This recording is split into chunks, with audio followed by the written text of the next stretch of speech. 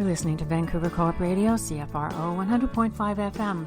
We're coming to you from the unceded traditional territories of the Squamish, Musqueam, and Tsleil-Waututh nations around Vancouver, BC.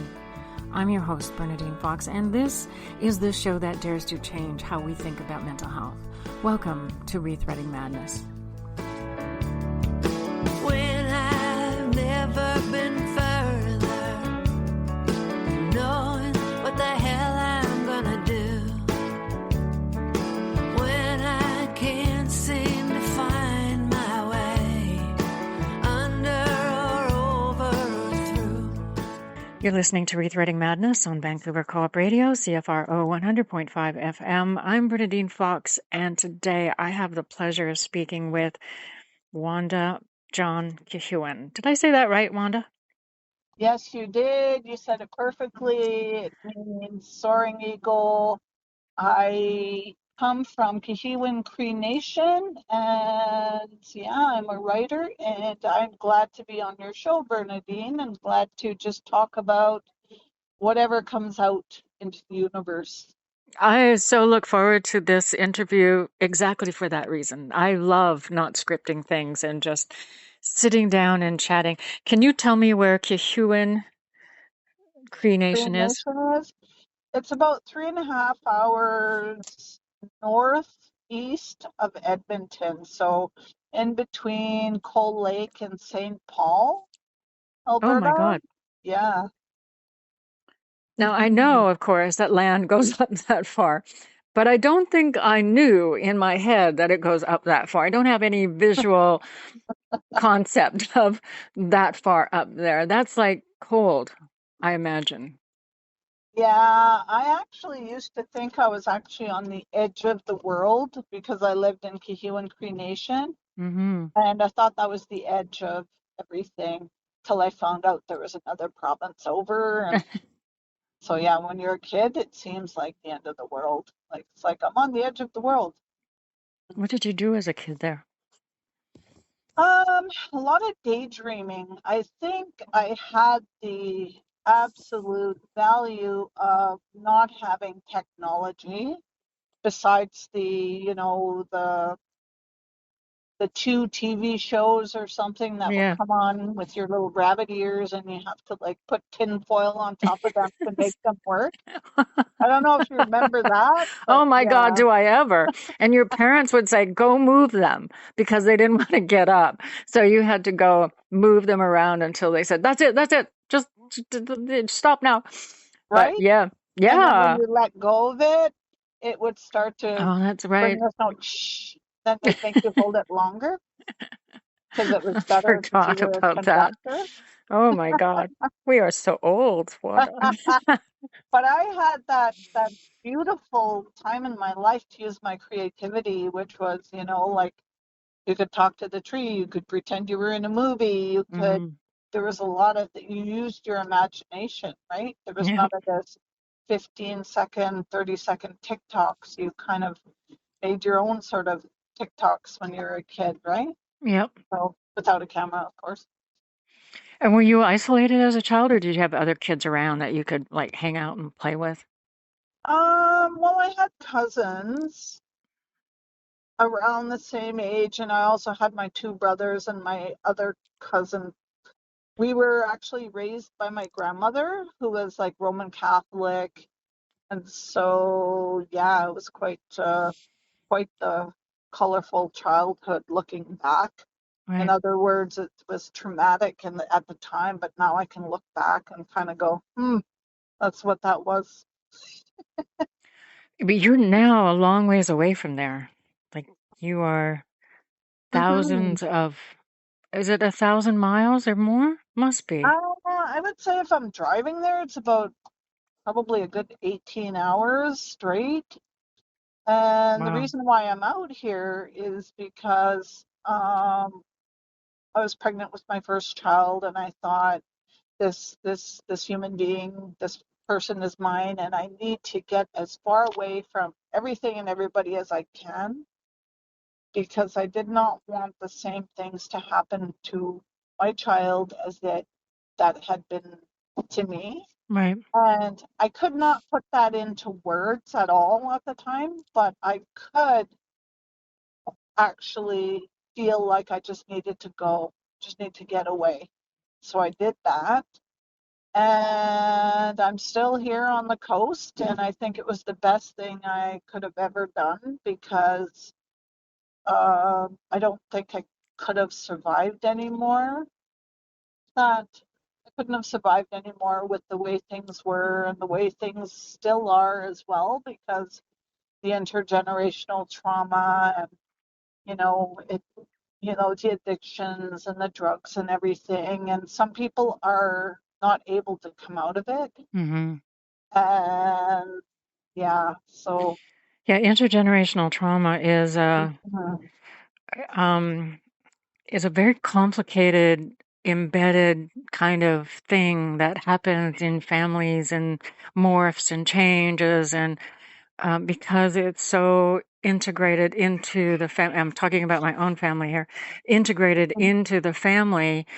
Um, it's really hard to recognize what is the intergenerational trauma, what's impacting on our family here. And it's really easy, I think, to go to, well, you're bad and I'm a victim and they're a victim, but you're bad, without recognizing that when it's intergenerational trauma, those labels start fading away. They're just not the same.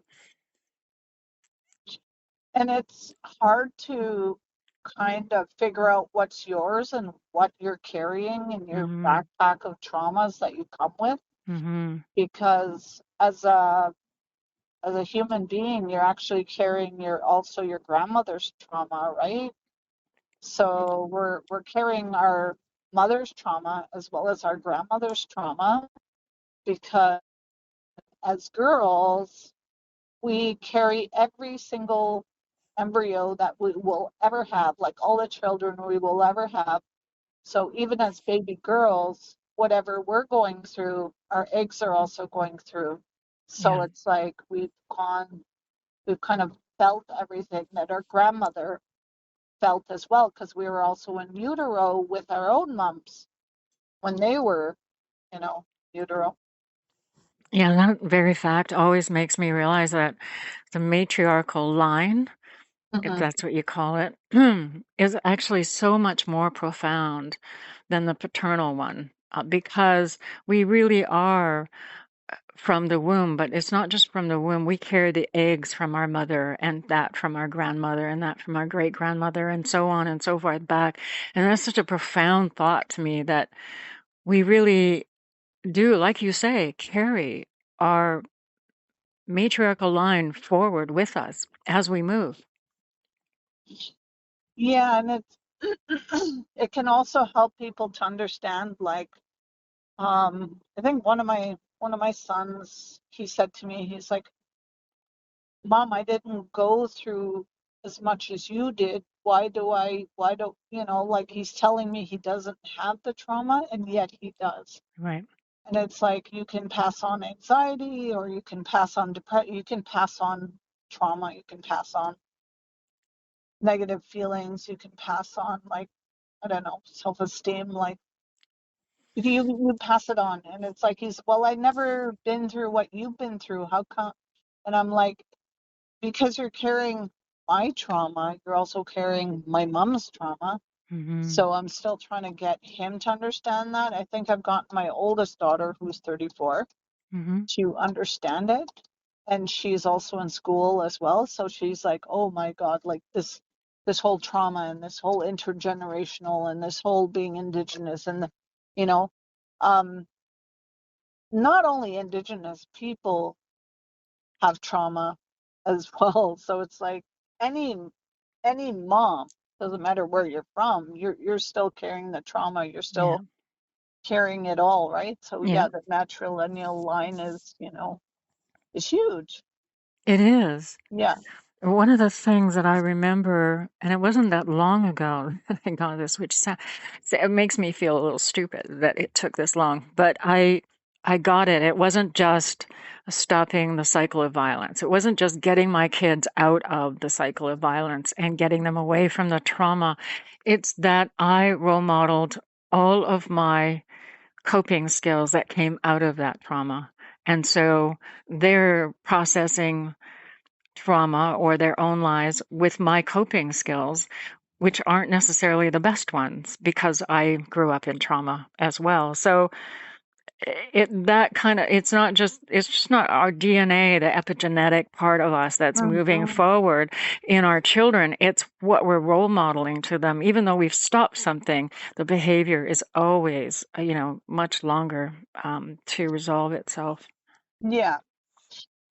One of the most amazing things that I find is the difference between my mother's parenting or grandmother's parenting is like the generations get better. And I think this generation, we have the beauty of giving ourselves grace and going, we did the best that we could with what we had. But now we can actually have the gift of repair. So we can repair those things by talking about it, by saying, well, you're carrying intergenerational trauma. Whereas, like, when we grew up, that was like you were just right in deep into, Shit Creek without a paddle into the Hmm. trauma, and you're Right. like, no explaining. So here we are getting anxiety without even knowing what anxiety is, and depression, and just feeling broken and not talking about our feelings because we don't want people to think we're crazy. Do you know what I mean? I do, and it's so sad that Yeah. that somebody who has the ability to feel things is somebody who's called crazy. I always Hmm. shake my head at that. Like, we are healthier if we can have feelings. So many of us shut them off and won't have them. And that's so damaging. Yes. So then we end up in therapy for the next 20 years. Yeah, don't get me started on therapy. Um, I actually do a lot of work around therapy harm. So, and I'm telling everybody, I'm trying to be as honest as I can, is that I've now heard so many stories and they're so similar and they're so exactly alike from all over the world that I'm become kind of tainted when it comes to the idea of therapy. So, we won't go there. But I wanted to talk to you about um, your writing. Tell me about your writing. My writing, I started with poetry because I had a lot of feelings about colonization because went to school and, went to college and started to learn about what happened to Indigenous people. Instead of feeling just broken, like Indigenous people are just broken, so I'm just going to run away and, go immerse myself in the city and do, until I Right. learned about colonization, did I ever really grieve what had happened. So I started to write poetry. I started to have these really big feelings about like colonization and Catholicism and all these different issues and parenting and like I don't know how to parent and there's all these big emotions coming out. So I think poetry at the time was the best way to tell stories that I wasn't ready to tell just yet. Right. Like tell them in shorter versions and only infer to like traumas. Like one of the poems I wrote is called Red Lies, and it talks about actually being abandoned as a kid without saying I was abandoned. Right. It just it infers it instead of just telling this story of my mom and dad being too broken to take care of me. Mm-hmm. So my writing was all about poetry, and it was coming out with different feelings, like with each, parenting a teenager, more poetry came out talking about sexual abuse, different kind of poetry and spirals would come out because if you wanted to know what that poem was about, I put the in my very first book, it was a spiral and it was called Chai Tea Rent and it was in a spiral and I'm glad the publisher was able to do that.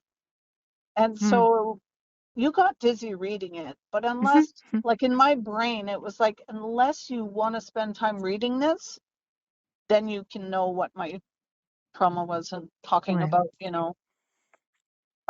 the abuse and talking about the, like listening to Shania Twain songs, to cry. And it's like, you know what? At that time in my life, I needed that poem to be circular and in a spiral because I only wanted the people who actually wanted to spend time reading it and to turn the book, over and over and over to see what it read. Mm-hmm.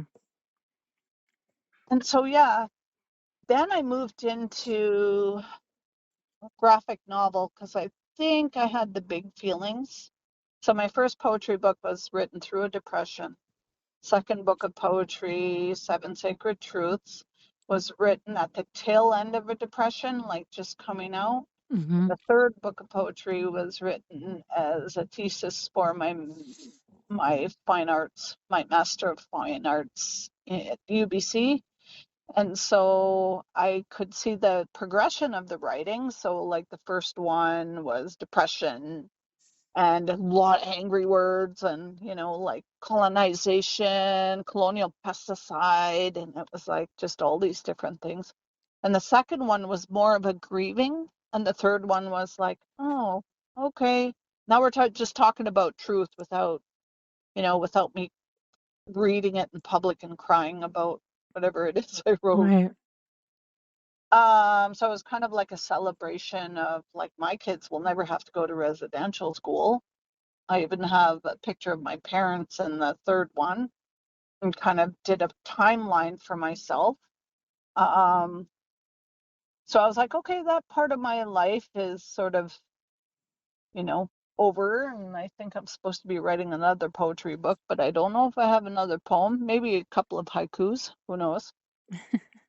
But then Gary Thomas Morse had asked me, he's like, have you ever thought about writing other genres? I'm like, well, no, not really. I haven't. He's like, if you can write a synopsis, like try writing a synopsis for a graphic novel. So I did that.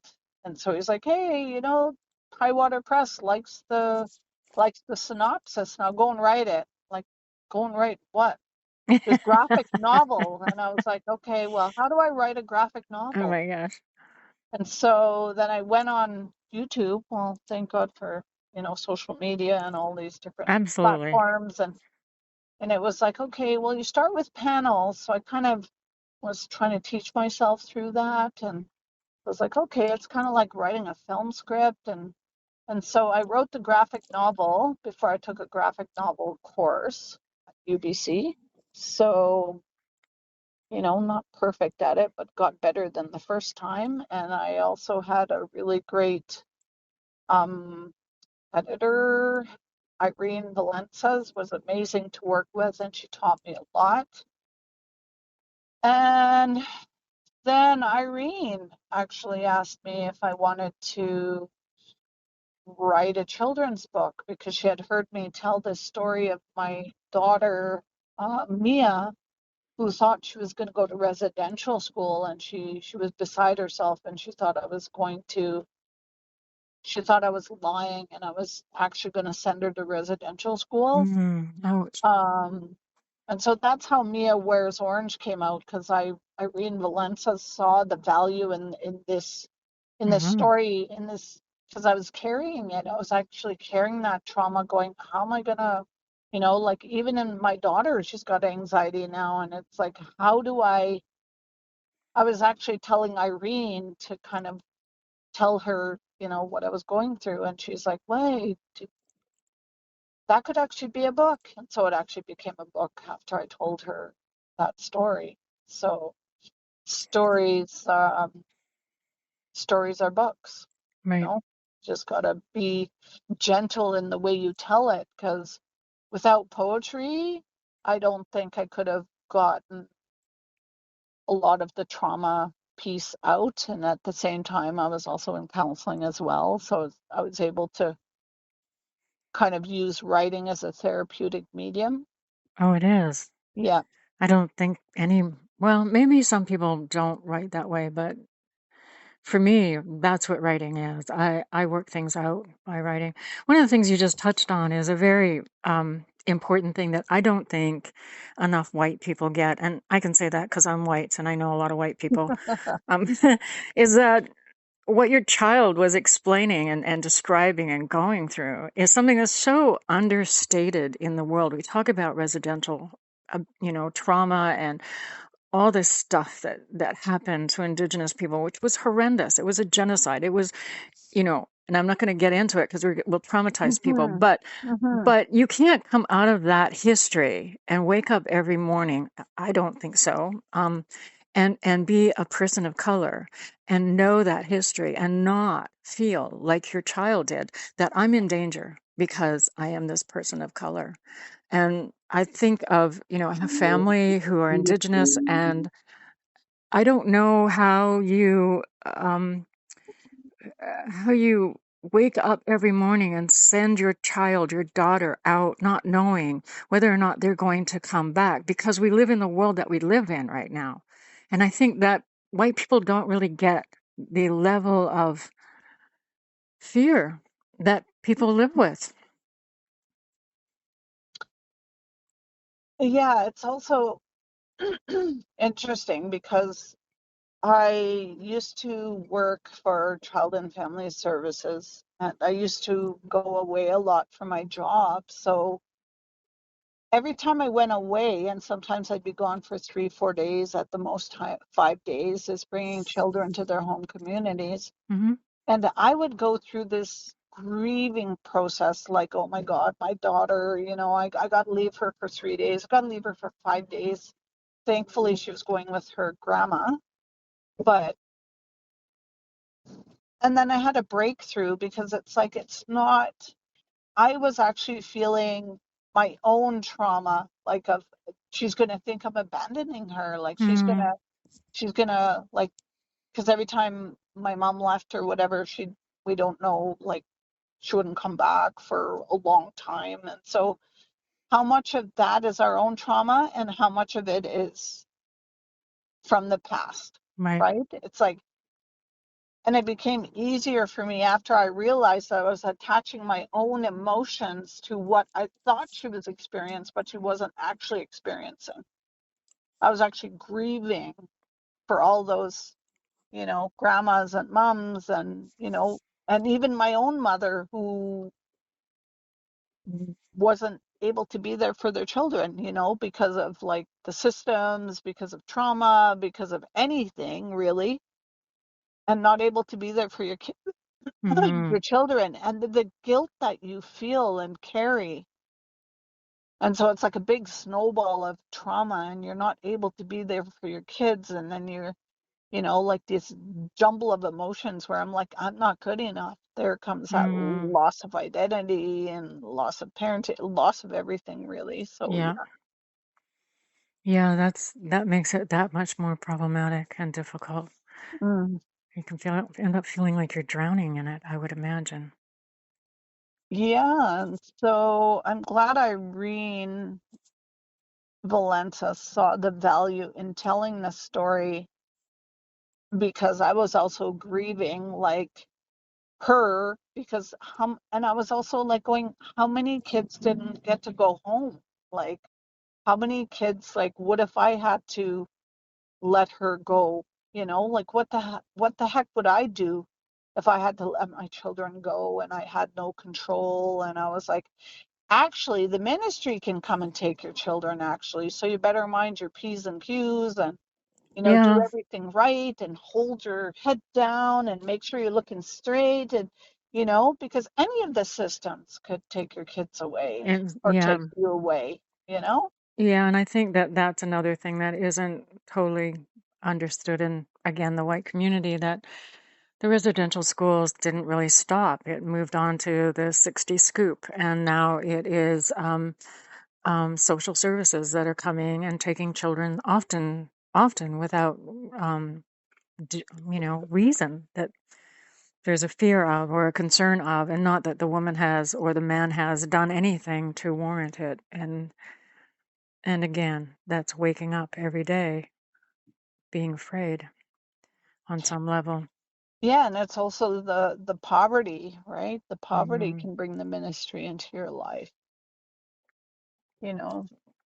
Yeah, it's a huge which is why I like to write, because I can write about the things. Like I also wrote a book called Hopeless and Hope, and it was about children in care, because I had worked with children in care, and some of them I would have chats with them and conversations with them, and they'd be like, well, why didn't my mom show up today? And I'm like thinking I had to create an answer for them, and so that came out in Hopeless and Hope.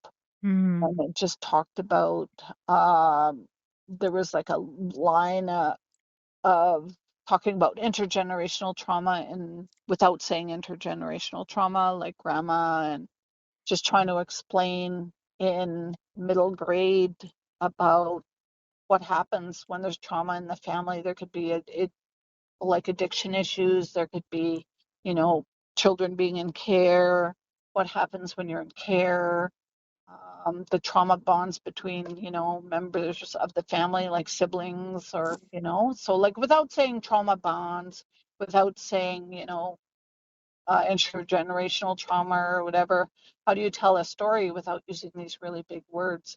So it's like I told a story with all those really big words without saying those really big Mm-hmm. words. Mm-hmm. Yeah. And what you're doing is very important. Children left in that with those questions can end up coming up with answers that aren't helpful for them going forward Yeah, because like that's my all they mom have. doesn't love me Exactly. because she didn't show up for her visit. Yeah. All the Yeah. way to is my mom dead? And I say that For because sure. I raised my grandchild and her mother has a drug substance issue problem and Relationship with drugs. Yep. yeah Yep. and for 9 months she was missing and this child was 4, I think. And that was the conversations we were having. Where's my mom? You know, is she dead? Does she not love me? Does she, you know, huge issues for a 4-year-old. Hmm. They're important conversations to have, and they're important not to walk away from. We started out this conversation trying to talk about how to write about things that might be about trauma without traumatizing people, and I think you've kind of touched on that a little bit here. Is there anything else that you would talk about in terms of how to write without traumatizing people? I think that's my best intention, and I think that's everyone's best intention as well. But it's also like, how do we stand in our truth while taking care of our readers and audience, right? I know there's some writers and storytellers out there that will just tell it like it Hmm. is, I'm but probably it's one of those, just so you know. Not because I'm out to traumatize people or shock them. yeah, Is that yeah, my yeah, childhood had no boundaries, and so I don't know what is shocking to people. I just, you know, so I end up saying things, and I only know it's shocking when I look around the room and go, "Oh, they're all got their mouths open." So I guess that was the yeah. shocking part. So, um, Or one of them came up to me with a counselor's card and said, if you need help, right, what? to give me free counseling. Well, I wrote this piece called "An Indian Never Dies Peacefully," and it was in Rice Paper Magazine, and I think I read it in front of like the Writers Guild, so some sort of event for the Writers Guild. And so I was talking about how I was looking at all these photos of Indigenous people and all, you know, in my grandmother's albums and people's albums, and I never saw anybody smiling. And I Mm, always wondered, why aren't they smiling? Like, and I was like, maybe they don't die peacefully. Maybe Indians don't die peacefully. And mm, so that's what I wrote. And I basically talked about like my mom's brothers and sisters, you know, one of them shot herself. He shot himself. My Auntie Mary died of cirrhosis of the liver, and she didn't want to quit, and she said, I'm just going to keep drinking.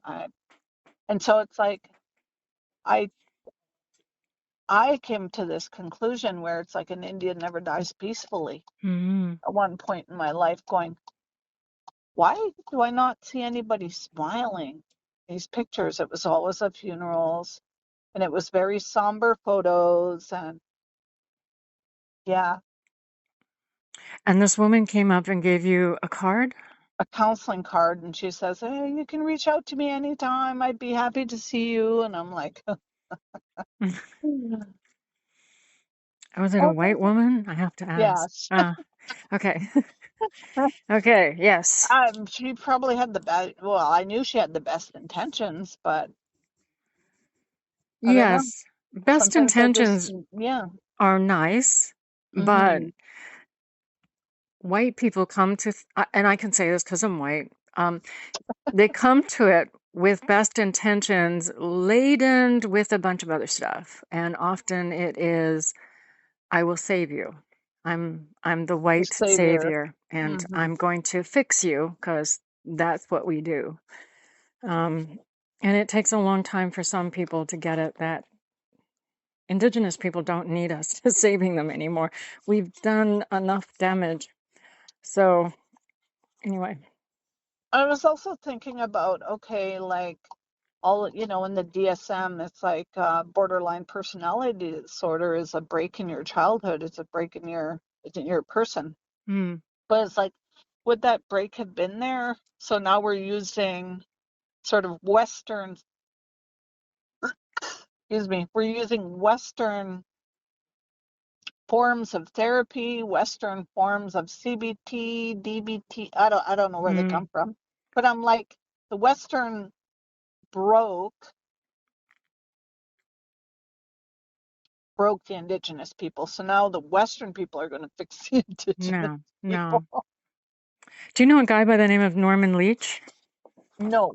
He does a lot of work around decolonizing mental health, and we interviewed him here on this program a couple of years ago, I think now. It was a fabulous interview. Really struck a chord with me in terms of taking mental health away from colonization and taking it back to Indigenous ways. It was really quite lovely. So, um, It's pretty amazing. I was listening to this podcast called Two Crees in a Pod, and it's an amazing podcast, and it's two social workers talking to different elders and stuff. And there was this one, I don't even know his name, but if you listen to any of the podcasts, they talk about all kinds of amazing stuff. But he was saying that Indigenous people knew that crying is healthy because there's some sort of enzyme in your tears that kind of um, disintegrates cortisol. And I was like, holy, I was like, that's why crying feels so good, right? It's like after you have a good cry, it's because your I hadn't, cortisol levels are lower after you've cried. I'm I like, did not know huh. that. I just learned that like 2 days ago, and I'm like, wow, it's a tidbit of information that's so helpful for others to hear as well. So podcasts are very important. Hmm. Yes, they They are. can lead you on paths of healing to figure out, what you need as a human being to, walk a little lighter and to be happy and, yeah. Yeah. Wanda, we have to stop. I can't believe I'm saying that because I don't want to. I want to just keep talking to you for a long time. Um, I'll talk um, to you forever too, because, cool. yeah. I'll take you up on that. I do that kind of thing. So, but thank you for coming and chatting. Well, before we go, I want you to tell us the name of your books and where people can get them. I think you can look up my name, Wanda John-Kehewin, Kehewin, and you can just put Wanda John-Kehewin books. And you can either get them through Portage and Main Press, Talon Books. If you see me somewhere, I always have like a copy or two in my car, because I gift them to elders sometimes, and people who need to also stand in their truth. Right. So I stand in mine, and it kind of gives others permission to kind of go, okay, so I can bear a little bit of my soul in pain, because 50% of healing is getting that shit out into the universe. Sorry, I Hmm. swore. No, it's fine. Swearing is fine. We've gone past the need to never swear on the radio. So I don't know what had No. happened. Nobody sent out a good memo. I would have liked to have gotten a memo, so I knew exactly when I could break that rule. But um, I have noticed that nobody's paying attention to it anymore. So Really? Wow. yeah, Times are changing. times are changing, and let's Mhm. all hope that they just keep changing for the good here in Canada. Yeah, for sure. Yeah. Thank you so much for your time and your attention to the universe's detail. And thank you for having me on your show. And yeah, No, thank you. Everything you talked about is so important, and I've had a lovely time having this conversation with you. You can't see this, but I'm smiling, so. you can hear me laughing and smiling. That's Yeah, good. yeah. Okay, well, thank you, Wanda, and Thank you. hopefully we'll have you back on soon. Sounds good. Okay, all right, and we'll be back, folks.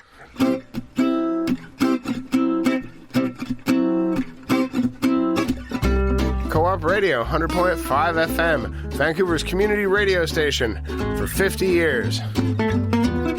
With great local music, arts, public affairs, many languages, and all kinds of great stuff. Support us for our spring membership drive at www.coopradio.org and learn how to become a member today. Today. Nice job. I've been staring at the coastline, thinking of every choice I made to leave me here right now, standing on solid ground. And I've been hiding in the shadows, wondering if I'm on the right road, someplace I've never been. Is this how it all begins? Oh, 'cause I've got my best suit on and I'm ready. I got my sleeves rolled up and I'll be on my way.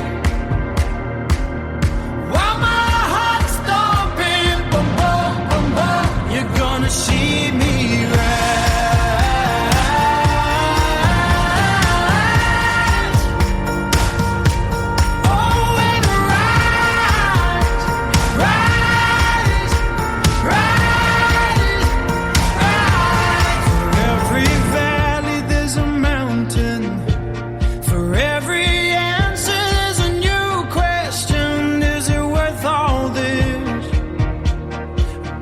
Myself to the edge, 'cause we're all looking for a reason. Find a shelter from the storm within. Just keep your eyes ahead and dust yourself off again. Oh, 'cause I've got my best suit on and I'm ready. I've got my sleeves rolled up and I'll be on my way. While my heart's thumping, boom, boom, boom, boom, you're gonna see me rise.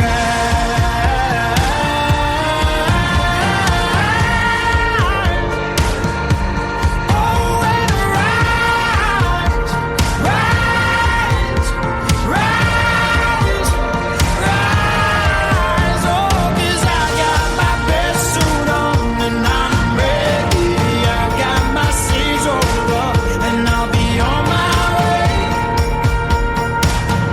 While my heart's thumping, boom, boom, boom, boom, you're gonna see me rise.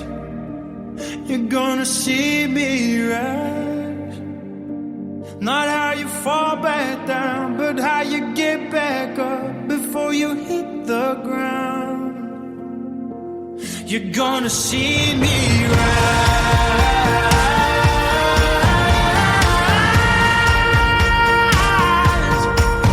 Oh, rise, rise, oh, rise, yeah.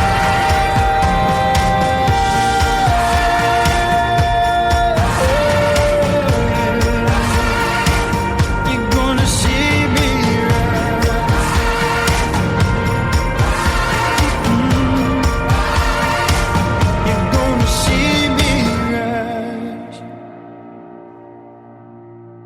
Bonjour, Tanuyap. Kuiget Yuans, Kuyansna. Hi, everybody. My name is Kuiget Yuans. I'm a member of the Squamish Nation and the Yagalanis clan of the Haida Nation. You're listening to Co-op Radio, CFRO 100.5 FM. We live, work, play, and broadcast from the traditional, ancestral, and unceded territories of the Musqueam, Squamish, and Tsleil-Waututh nations. You're listening to Rethreading Madness on Vancouver Co-op Radio, CFRO 100.5 FM. I'm Bernadine Fox, and today I have the pleasure of speaking with Sandra Yuen, who actually has been on my show several times. I think actually you were our first interview that we ever did on this program. So welcome back, Sandra. It's been on air now for 7 years. Did you know that? Wow. It's I feel like I just started, even though it's been 7 years. So there you go. That's how much I love doing what I'm doing. Sandra, tell people who you are. I don't want to introduce you because I'll do it poorly, and I know you'll do it. Well, I'm glad to be back. I always enjoy speaking with you, Bernadine. I am an artist, writer, kind of a bit of a drummer. I also am an advocate for mental health. I do a lot of talks about mental health as well. Right now, I'm releasing a book. That's my main focus right now. So the book is your main focus right now? Yeah. And they do that, those books. They are, they do take up every inch of your life and whether it's sleeping or waking, I feel, because it is so much that goes into actually writing, editing, putting it together and getting it to the final stage of publishing it. So well done. This is not your first book? It's my fourth book, actually. Your fourth book. And what are the names of the other books? My first book was a memoir in 2010 called My Schizophrenic Life, The Road to Recovery from Mental Illness. My second book was Chopstick. And then my third one was From New York to Vancouver, Stories on the Fly, co-written with James D. Young in New York. And this final book I'm doing, this debut book I'm doing right now is my first prose poetry book called I Want to Be Buried Standing Up. That's very cool. Can you define a prose poetry? What does that mean?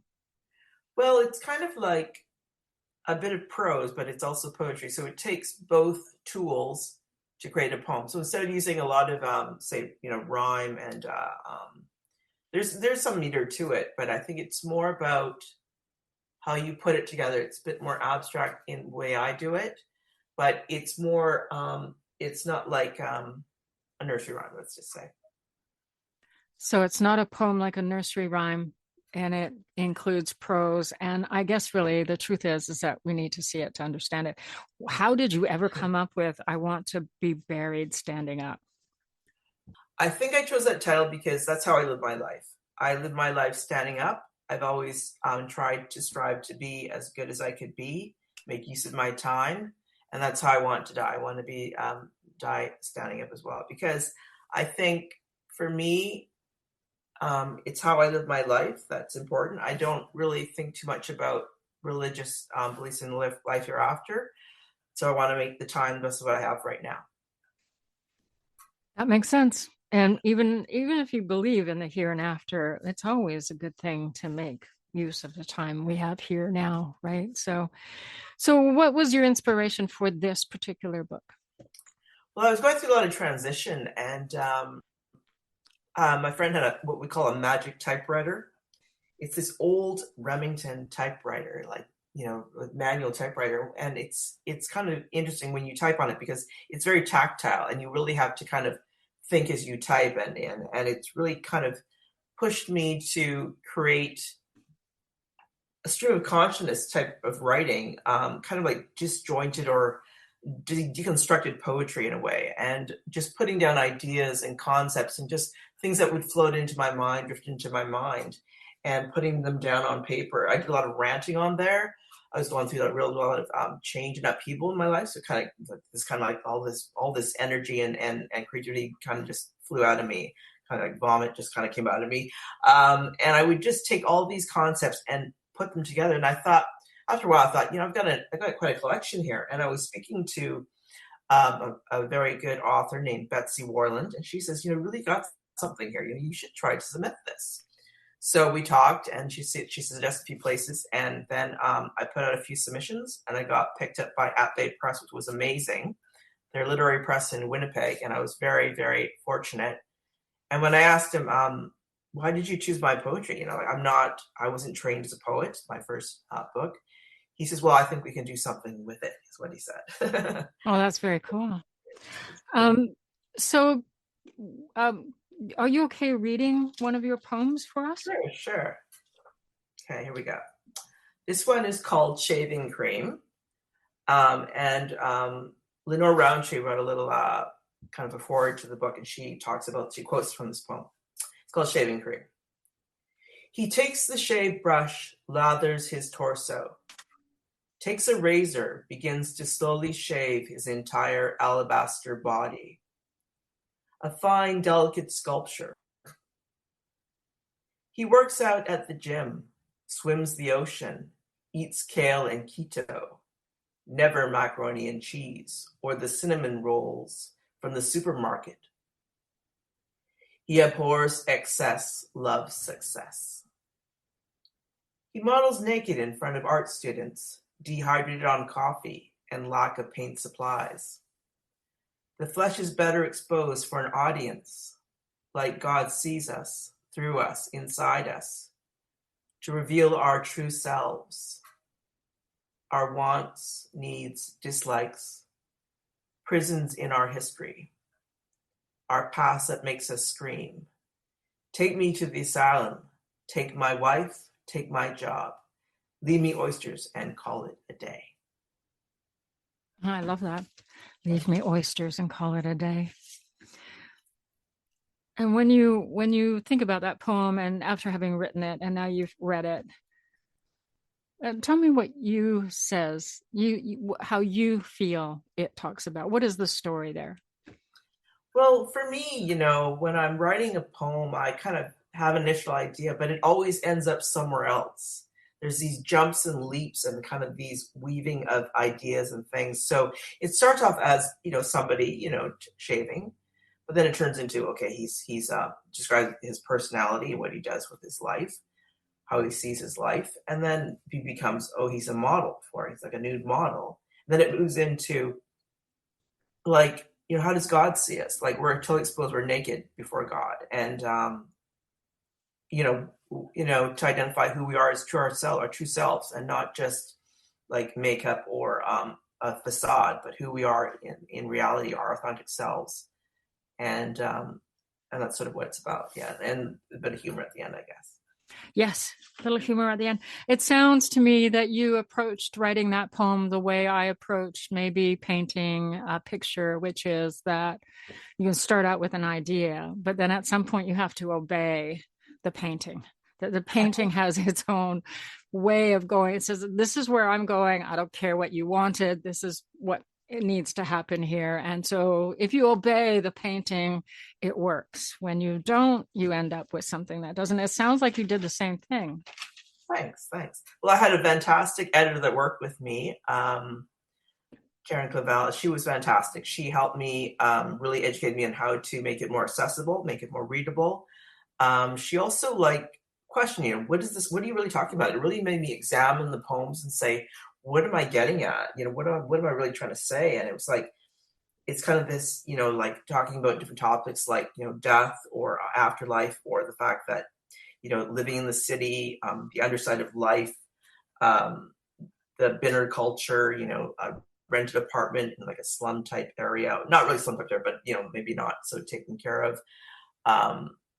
But just like, just understanding, myself and trying to insight into myself and where I was at that time of writing it. Because I was really searching at the time, who is Sandra? I had this kind of new life, doors open to me, and I can make my own choices. I can be an adult now. I'm on my own, and what can I do with my life? And questioning these things, I think, well, who is Sandra? And is she identified through the poems? Are the poems about her? What's it about? And it's like, it's kind of this floaty, ambiguous world where it's like, people might read it and they come with their own kind of perceptions, but what is Sandra kind of putting out there? And I just want to it's not really profound. It's not really going to end war or anything, but it's more, I call it entertainment, but I think it's like getting inside like the neurodivergent mind and just, how does that mind work and how do the quirks work? And, where's she going with this? And just the fancifulness of it, how it just leads you on these trails like Sahara deserts and, floating about here and there and then asking like philosophical questions at the same time. It's kind of a interesting mix, I guess. And also in the book, there's also a lot of artwork. My paintings are in the book, images of my work paired with the art, with the poems. So it's kind of like an interesting complement to the poems that I was very fortunate they put my artwork in the book. Yeah, that's cool. It's not always easy to get artwork into a book because it, of course, increases the cost for any publisher to do that. But well done. Yeah, thanks. So tell me about the magical typewriter. Yeah, there's a poem in the book about the magic typewriter. So it's the keys are falling off. Have been glued back a few times. Some of the parts are, but maybe a bit like one of the knobs is broken.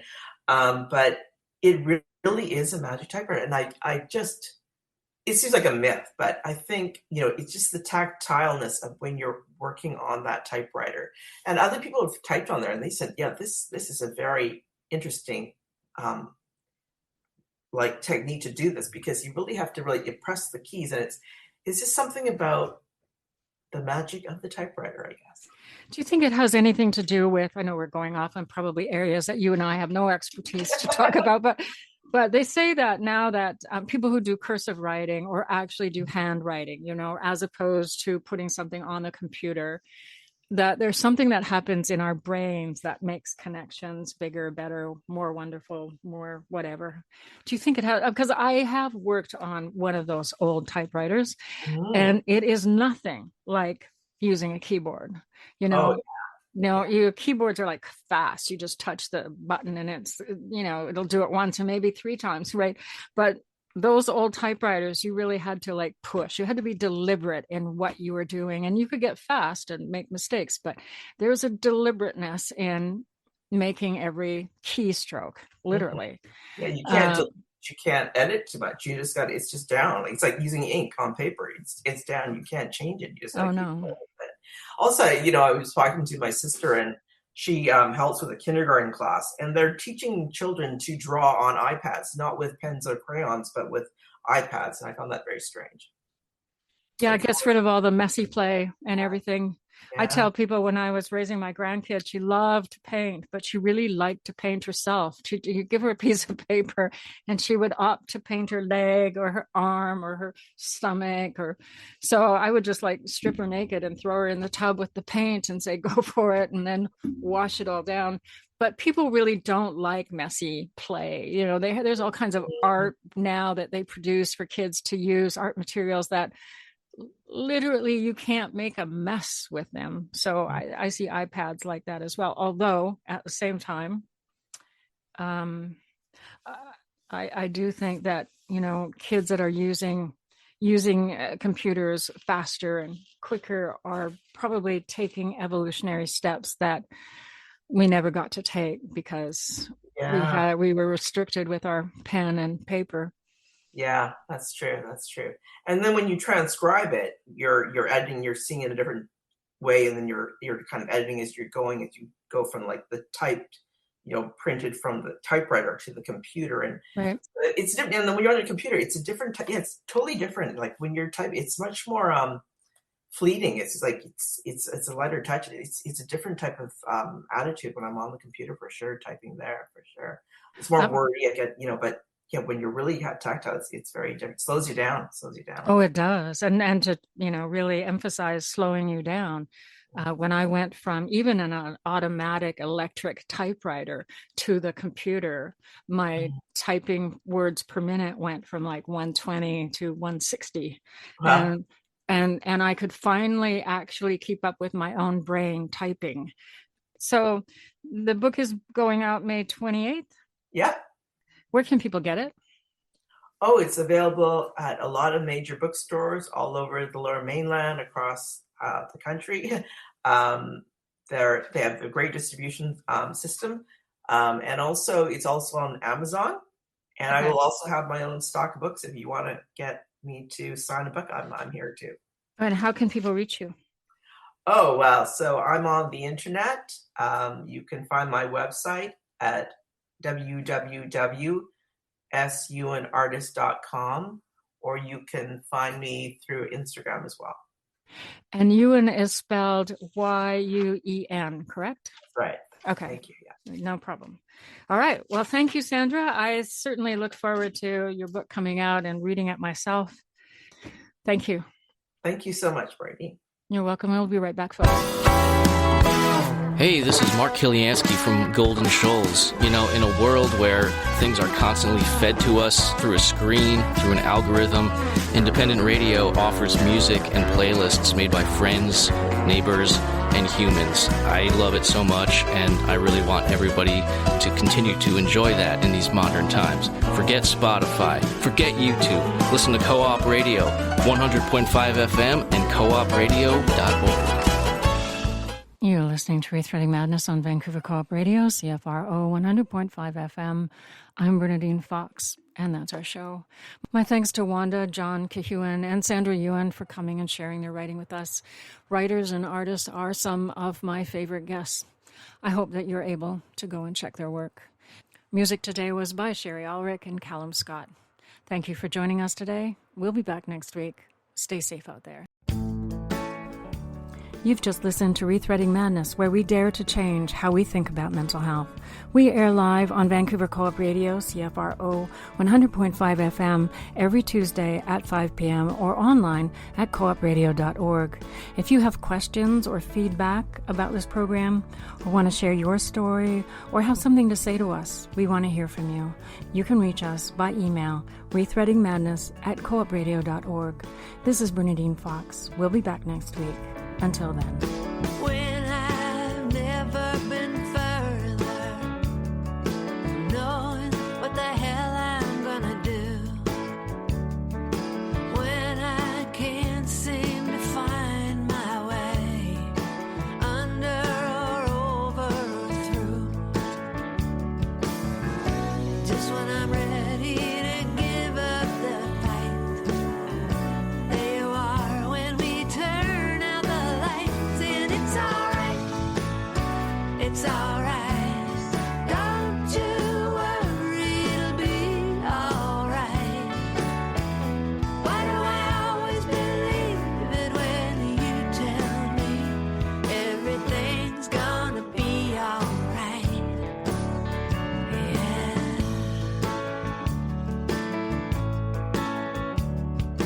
Why don't I wonder how you know?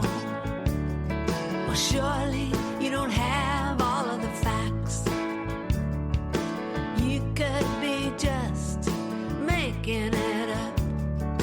Why don't I ever think of that? It's some kind of magic in the words that you breathe, saying, baby, take it from me. It's alright, it's alright. Don't you worry, it'll be alright.